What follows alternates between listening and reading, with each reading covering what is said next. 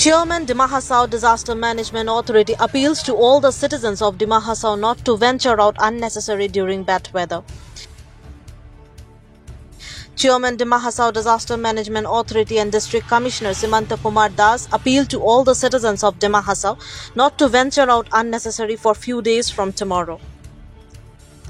Talking to media, Das said DDMA is alerted by IMD for bad weather. Some restrictions have been imposed on the movement of commercial vehicles. He assured that the district is having sufficient food and also alerted the food and civil supply to be vigilant. State Disaster Management Authority পৰা information পাইছোঁ যে next 5 ডেইজত আমাৰ জিলাখনত যথেষ্ট পৰিমাণে বৰষুণ হোৱাৰ আশংকা আছে আৰু সেইকাৰণে আমি প্ৰিকশ্যনেৰী মেজাৰ্ছ হিচাপে আমাৰ জিলাখনৰ সকলো ৰাইজক আমি অনুৰোধ জনাইছোঁ যে বৰষুণৰ সময়ত তেওঁলোক ঘৰৰ পৰা বাহিৰ ওলাব নালাগে আৰু যিখিনি বিপদ সংকুল এৰিয়া আছে যদি সেই ঠাইত কোনো বিপদৰ আশংকা তেওঁলোকে দেখে ইতিমধ্যে লগে লগে তেওঁলোক যাতে নিৰাপদ স্থানলৈ নিজে আঁতৰি যায় সেইটো কাৰণে আমি জিলাবাসীক অনুৰোধ জনাইছোঁ 2 নম্বৰ আমি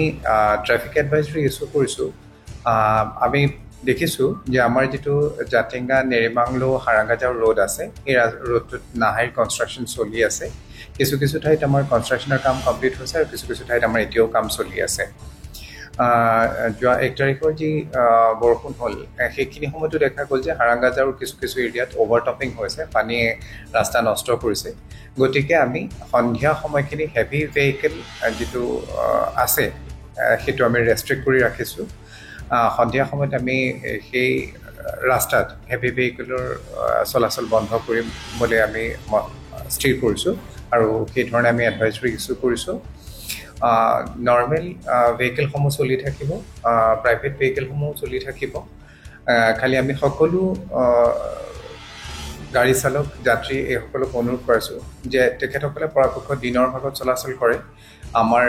জিলাখন যিহেতু পাহাৰীয়া জিলা আৰু লেণ্ডশ্লাইডৰ যথেষ্ট আশংকা আছে গতিকে আমি এই এডভাইজৰী ইছ্যু কৰিছোঁ আৰু সকলোকে অনুৰোধ কৰিছোঁ যে বৰষুণৰ সময়ত আৰু নিশা তেওঁলোকে যাতে চলাচল নকৰে আমি আকৌ অকণমান চিটুৱেশ্যনটো আমি চাম চিটুৱেশ্যনৰ ওপৰত ডিপেণ্ড কৰি পেলাই যদি দৰকাৰ হয় আমি স্কুল বন্ধ কাৰ্যসূচী আৰু 2-3 দিন হয়তো আমি বঢ়াই দিব পাৰোঁ কিন্তু এতিয়ালৈকে আমি তেনেকুৱা একো সিদ্ধান্ত গ্ৰহণ কৰা নাই কনচিডাৰিং দ্য চিটুৱেশ্যন আমি ডিচিশ্যন ল'ম বুলি আশা কৰিছোঁ আমাৰ প্ৰত্যেকটো ব্লকতে ব্লক কমিটি আছে আমি কিছু এডুকেশ্যনেল ইনষ্টিটিউশ্যন ৰিলিফ কেম্প হিচাপে আইডেণ্টিফাই কৰি ৰাখিছোঁ আমি ইতিমধ্যে আমাৰ ব্লক কমিটিসকলক যিসকল কমিটিত আছে তেখেতসকলক আমি সেই তথ্য প্ৰদান কৰিছোঁ যেতিয়াই এই ধৰণৰ